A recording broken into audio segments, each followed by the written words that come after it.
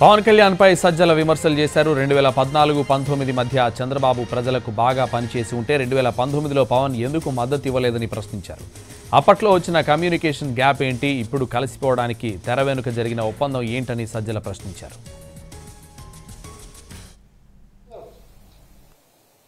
ఇదే పవన్ కళ్యాణ్ సపోర్ట్ ఇచ్చారు. 19లో మరి ఎందుకు ఈయన వ్యతిరేకించాడు? నిన్న మాట్లాడే మాటలో అవగాహన లోపం అంటాడు పవన్ కళ్యాణ్. ఏం అవగాహన లోపం? ఏం కమ్యూనికేషన్ గ్యాప్ వచ్చింది? ఆ కమ్యూనికేషన్ గ్యాప్ ఈరోజు ఎందుకు తీరింది? ఏ రకంగా మాట్లాడుకునేది కుదుర్చుకున్నారు? ఏదైనా రాజకీయ పార్టీగా ఉండాలనుకున్న రాజకీయ పార్టీ అయితే కార్యక్రమాల ద్వారానో చేసిన పనుల ద్వారానో ప్రజల పట్ల ఎట్లున్నాడో, లా అండ్ ఆర్డర్ ఎట్లుందో, లేదా అడ్మినిస్ట్రేషన్ ఎట్లుందో, ఇవన్నిటికీ నీ చేసిన పనులు కనపడుతుంటాయి.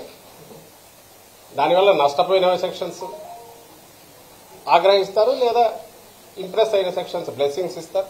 14-19 మధ్య చంద్రబాబు నాయుడు బాగా పనిచేసినాడు అనుకుంటే 19లో ఎందుకు చంద్రబాబు నాయుడు సపోర్ట్ చేయలేదు పవన్ కళ్యాణ్?